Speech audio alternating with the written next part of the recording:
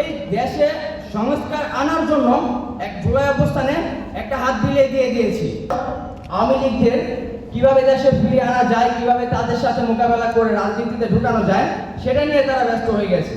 তো আমি এখানে বলি, দেখেন, যারা আমাদের 1700+ ভাইদের শহীদ করে দিয়েছে, যারা আমাদের 22,000+ ভাইদেরকে আহত করে দিয়েছে, বঙ্গুত্ব বরণ করে দিয়েছে, যারা আমাদের আমার হাত পর্যন্ত নিয়ে নিয়েছে, যদি এইখানে তাদেরকে কেউ সঙ্গ দিয়ে এই দেশে ফিরিয়ে আনতে চায়, তাহলে আমি মনে করব তারা আমাদেরও শত্রু। আমাদের শত্রু সঙ্গ নিয়ে যে কথা বলবে তারা আমাদেরও শত্রু। আমি এই দেশে সংস্কার আনার জন্য এক জুলাই অবস্থানে একটা হাত বিলিয়ে দিয়ে দিয়েছি।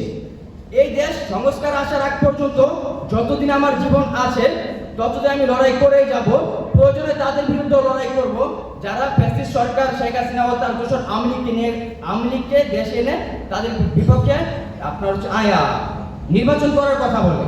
আমার জীবন থাকা অবধি আমি তাদেরকে কখনো দিতে দিব না বা করতে দিব না। আমি তাদের বিরুদ্ধে লড়াই করে যাব। আমি তাদেরকে বলি, দেখেন, অনেক কিন্তু তারা আমাদেরকে ভুলেই যাচ্ছে, যারা হচ্ছে এই রাজনীতির দলগুলো করতেছে বা যারা এই কথাগুলো বলতেছে। দেখেন, হ্যাঁ ঠিক আছে, তাদের অবদান ছিল জুলাই অবস্থানে, তবে যে শুধু তাদের অবদান ছিল বিষয়টা কিন্তু এরকম না। এখানে তাদের চেয়ে বেশি অবদান ছিল সাধারণ জনগণের, শিক্ষার্থীর বা আমাদের মতো সাধারণ পার্সন যারা আছে তাদেরও। এখন যদি তারা তাদেরই চিন্তা করেন তাহলে তো হবে না, এখানে সবারই চিন্তা করতে হবে। আমি মনে করি তারা আমাদেরকে অলরেডি ভুলেই যাচ্ছে। যদি ভুলেই না যেত তাহলে কখনো তারা এই বক্তব্য দিতে পারতো না যে ফ্যাসিস্ট সরকার শেখ হাসিনা ও তার দোসর আওয়ামী লীগকে দেশে এনে তাদের সাথে আপনার নির্বাচন করার জন্য।